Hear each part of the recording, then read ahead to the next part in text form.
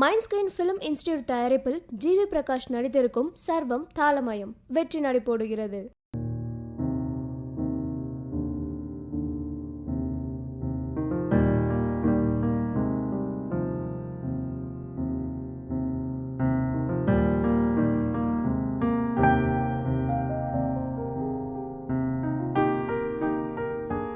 கடவுளை நம்பினோர் கைவிடப்படார், ஆனால் காதலை நம்பினோர் அந்த கடவுளை கூட கைவிட்டுட்டு இயற்கையோட சந்தோஷமாக வாழ்ந்துட்டு இருப்பாங்க. காதலிக்கிறதுக்கு காதலியோ காதலனோ தேவையில்லை, காதல் மட்டுமே போதுமானது. புரியும் நினைக்கிறேன். புரிஞ்சா இந்த இடத்துல கை தட்டணும். நான் எழுதியிருக்கேன், உருவம் தவிர்த்து உணரத் தொடங்கு, கடவுளோ காதலோ. காதலாக இருந்தாலும் சரி, கடவுளாக இருந்தாலும் சரி, உருவத்தை தவிர்த்துட்டு பார்த்தோம்னா அங்கே ஒரு பியூட்டிஃபுல்லான ஒரு விஷயம் இருக்கும்ன்ட்டு. பொதுவாகவே நம்ம ஆசைப்படுறது ஒரு இடம், வாழ்க்கைப்படுறது வேற இடமா இருக்கும். அது பெண்களுக்கு மட்டும் இல்லை, ஆண்களுக்கு எல்லாருக்குமே நம்ம ஒருத்தர் ஆசைப்படுவோம், ஆனால் வேற ஒருத்தரோட வாழ்க்கைப்பட்டு வாழ்ந்துட்டு இருப்போம். உதாரணத்துக்கு இந்த ஷர்ட் பார்த்தீங்கன்னா தெரியும். இது நேற்று இளையராஜாவுடைய ஃபங்க்ஷனில் அதுக்கு போடணுங்கிறதுக்காக கிட்டத்தட்ட ஒரு மாதத்துக்கு முன்னாடியே நான் ப்ரிப்பேர் ஆகி அவ்வளோ காதலோடு இந்த ஷர்ட் ரெடி பண்ணதே அப்படி தான். அந்த மியூசிக்கல் நோட்ஸ் எல்லாம் போட்டு அந்த ஃபங்க்ஷனுக்கு போகணுன்னு ஆசைப்பட்டேன். அது ஏதோ ஒரு காரணத்துக்காக அந்த ஃபங்க்ஷனுக்கு என்னால் போக முடியல. ஆனால் நான் தூரத்தில் இருந்தே அந்த ஃபங்க்ஷனுக்கு ரஹ்மான் சாரை எப்படி அனுப்பி வைக்கிறது, அந்த ஷோவோட ஹைலைட் என்னவாக இருக்க முடியும்னா ரஹ்மான் சாரும் ராஜா சாரும் மேடையில் நிற்கிறது. அது எல்லாத்தையும் அங்கே செஞ்சு விட்டுட்டு நான் என் ரூமில் உட்காந்து பார்த்துட்டு இருந்தேன்.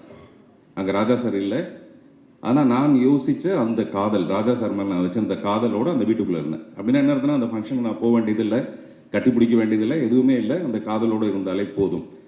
அந்த மாதிரி ஜுராசிக் பார்க் நம்ம எல்லாம் பார்த்துருப்போம். டைனோசர் இப்போ இல்லை.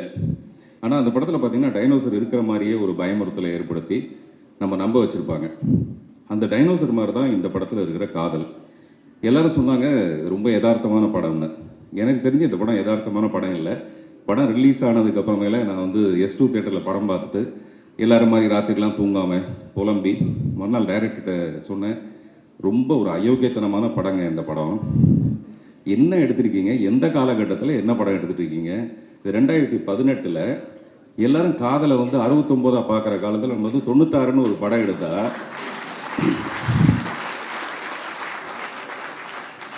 என்ன இது இப்படி ஒரு அநியாயமான படம். ஆனால் இப்போ அழகில கூட பார்த்தீங்கன்னா, அழகில அவங்க 2 பேரும் சேராமல் இருக்கிறதுக்கு ஒரு காரணம் ஒன்று உண்டு. இவனுக்கு கல்யாணம் ஆகிடுச்சு, குழந்தைங்க இருக்குது, அந்த பொண்ணு 2 பேரும் சேர்ந்தால் ரொம்ப அயோக்கியத்தனமாக இருக்கும். ஆனால் இந்த படத்தில் பார்த்தோம்னா அவங்க 2 பேரும் ஒரே ஒரு தடவை கட்டி பிடிச்சாங்கன்னா கூட அவ்வளோ சந்தோஷமாக இருக்கும் நமக்கு படம் பார்க்குறவங்களுக்கு. அதை டைரக்டர் அப்படியே இழுத்து இழுத்து இழுத்து இழுத்து அப்படியே நம்மளை ஏங்க வைக்கிறாரு. அது எல்லாரும் கை தட்டுறாங்க. நான் சுற்றி முற்றி பார்க்குறேன். யமுனை ஆற்றிலேன்னு ஒரு பாட்டு, அந்த பாட்டு அந்த படத்தில் ஒரிஜினல் படத்தில் இருந்ததை விட இந்த படத்தில் பார்த்தோம்னா அவ்வளோ பியூட்டிஃபுல்லாக. நான் யோசிச்சுட்டே இருக்கேன், எங்கே வரப்போகுது அந்த பாட்டு அப்படின்னா, லைட் ஆஃப் பண்ணிவிட்டு திடீர்னு அங்கே ஒரு கேண்டிலோட அந்த கதாநாயகி நடந்து வருமா, அந்த பாட்டை பார்த்தோன்னே அப்படி நான் நிஜமாக போய் டைரக்டரோட காலை தொட்டு கும்பிட்டுலான்ற மாதிரி எனக்கு தோணுச்சு. உண்மையிலே அதுதான் என்னுடைய உண்மையான ஒரு உணர்வு.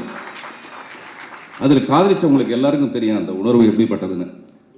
எனக்கு கூட ஒரு காதல் இருந்திருக்கு. ஒரு காதலுங்கிறது போய் ஒரு காதல் இருந்திருக்கு. அந்த காதலியை நான் இப்போ கூட பார்க்க விரும்பலை. நாங்கள் 2 பேரும் பேசுறது கிடையாது, பல வருஷங்கள் ஆயிடுச்சு.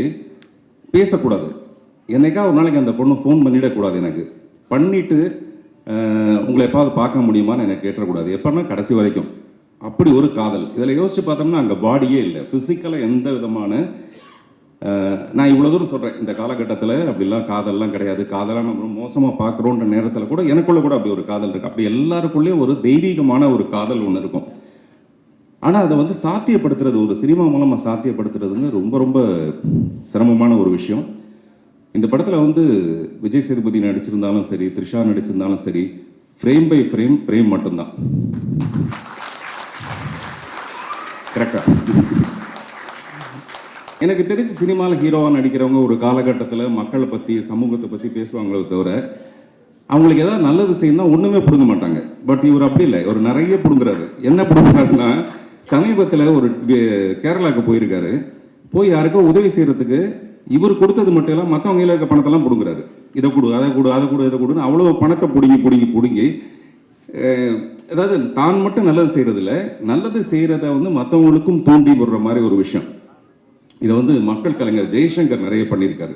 இதெல்லாம் நான் வந்து அவங்கெல்லாம் பார்த்துட்டு உங்களை பார்க்கும்போது எனக்கு வந்து இந்த நடிகர் இந்த படத்தில் நீங்கள் என்னவா இருக்கீங்கன்றதெல்லாம் விட ஒரு மனிதனாக எந்த அளவுக்கு நீங்கள் வந்து மக்களை ரீச் பண்ணியிருக்கீங்கன்றதான் எனக்கு ரொம்ப பாராட்டணும்னு நான் நினச்ச ஒரு விஷயம். எம்கே தியாகராஜ பாகவதர் அவர் வந்து ஒரு 4 சூப்பர் ஸ்டாருக்கு சமம். அவருக்கு வந்து அப்படி ஒரு பெண்கள் ஈர்ப்பு ஒன்று இருந்தது. பெண்களுக்கு வந்து ஒரு பயங்கர ஒரு ஆதர்சம் அந்த நடிகரை பார்த்தா. அந்த மாதிரி எனக்கு தெரிஞ்சு என்கேடிக்கு அப்புறமேல உங்களுக்கு தான் பெண்களுக்கு வந்து அவ்வளோ பெரிய ஒரு ஈர்ப்பு ஒன்று இருக்குது. அது வந்து எனக்கு ரொம்ப பொறாமையான, வருத்தமான, கஷ்டமான, ரொம்ப கவலைப்படுற ஒரு விஷயம். ஆனால் வேறு வழி இல்லை, அது அப்படி தான் இருக்குது.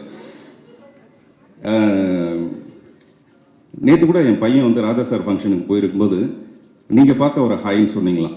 அவருக்கு ஒரு பயங்கர சந்தோஷம். எனக்கு ஃபோன் பண்ணி ஃபங்க்ஷன் எப்படி இருந்ததுன்னு கேட்டேன். அவர் வந்து விஜய் சேதுபதி வந்து எனக்கு வந்து ஹாய் சொல்லிட்டு போனார்.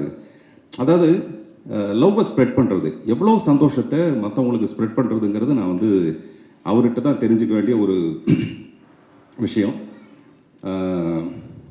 த்ரிஷாவை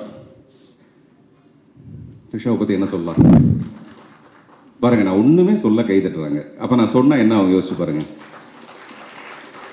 சில படங்களுக்கு வேணா த்ரிஷா இல்லைன்னா நயன்தாரா, ஆனால் இந்த படத்துக்கு த்ரிஷா இல்லைன்னா த்ரிஷா மட்டும் தான்.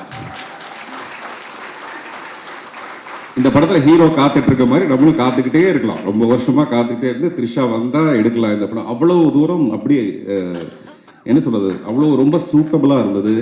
அது நடிக்கிற மாதிரியே தெரியல. த்ரிஷா கிருஷ்ணனை கூட இவங்க ராமரா மாற்றிடுவாங்க போல இருக்கு, அப்படி ஒரு பவ்யம். ஸோ பொதுவாக சில பெண்களை பார்க்கும்போது ராமன்லாம் கூட கிருஷ்ணா மாறிடுவான். ஆனால் இதில் வந்து கிருஷ்ணனை வந்து ராமனா மாற்றுற அளவுக்கு ஒரு பாந்தமும் பவ்யமும். இப்போ இந்த மாதிரி இடத்துல நான் கொஞ்சம் பொய் சொல்லுவேன். அந்த விளக்கு வச்சதுக்கப்புறம் கூட நான் பொய் சொல்லுவேன், தப்பாக எடுத்துக்காதீங்க. நான் முதல்ல அம்பாஸ்டர் பல்லவாவில் ஒரு தடவை உங்களை பார்த்து அப்போ நடிக்கிறீங்களான்னு கேட்டேன், ஞாபகம் இருக்கா? அப்போ வந்து நடிக்க மாட்டேன்ட்டாங்க. நான் இந்த மாதிரி நிறைய பெண்களோட நடிகைகளுடைய வாழ்க்கையை நான் வந்து கெடுக்கலான்னு ட்ரை பண்ணி அதுலேருந்து தப்பிச்சு போனதில் ஒருத்தர் வந்து நயன்தாரா, இன்னொருத்தர் வந்து த்ரிஷா. நான் என் படத்துக்கு நடிக்க கூப்பிட்டு அவங்க வரல. அவங்க பயங்கர புத்திசாலிங்கிறது நமக்கு அதிலே தெரியும். நண்பர் விஜய் சேதுபதி அவர்கள் மேலே வந்து 2 பேரும் ஒரே ஒரு தடவை ஹக் பண்ணி இந்த படத்தோட 100வது நாளில் மிகப்பெரிய வெற்றியாக அந்த சார் வாங்க சார்.